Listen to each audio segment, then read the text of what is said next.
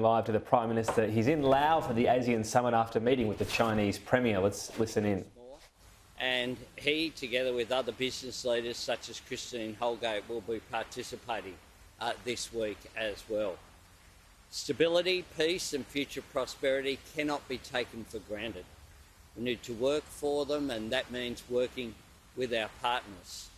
Now, just earlier on today, Premier Lee and I had another productive and important bilateral meeting. I'm encouraged by the progress that we have made between Australia and China's relationship in producing stabilisation to the benefit of both of our nations, and with the objective of advancing peace and security in the region.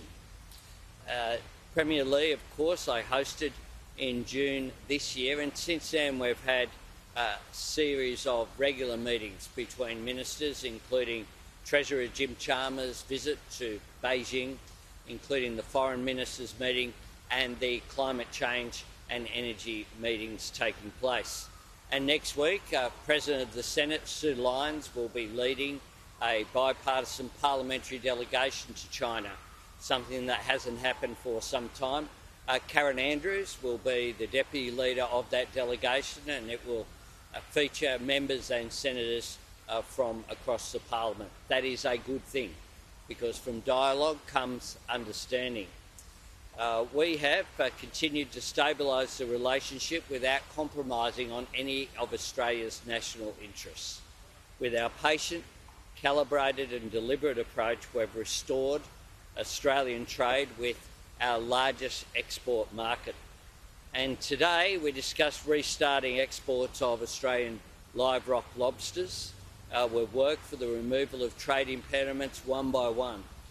The Premier pointed out the quite considerable growth that has occurred in Australian exports, including wine and barley, that has grown to be larger than what was there before there were impediments to that trade.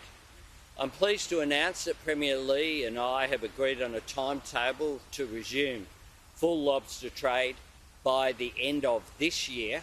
This, of course, will be in time for Chinese New Year, and this will be welcomed by the people engaged in the live lobster industry in places like Geraldton and South Australia and Tasmania, and so many parts of particularly regional Australia, where this is just one of the elements that produce jobs for Australians, and that is what our priority has been.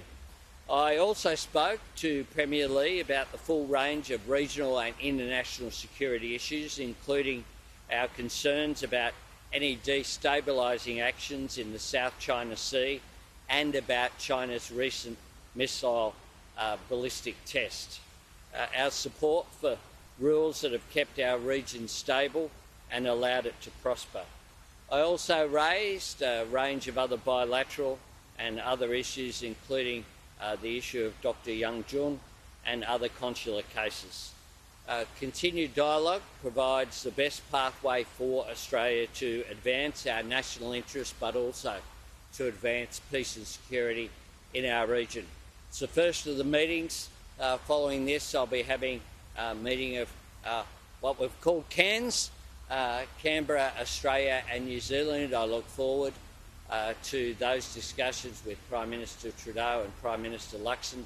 And then, of course, we have the summit this afternoon, where I'll be meeting with the leaders of all of the ASEAN nations as well as partners.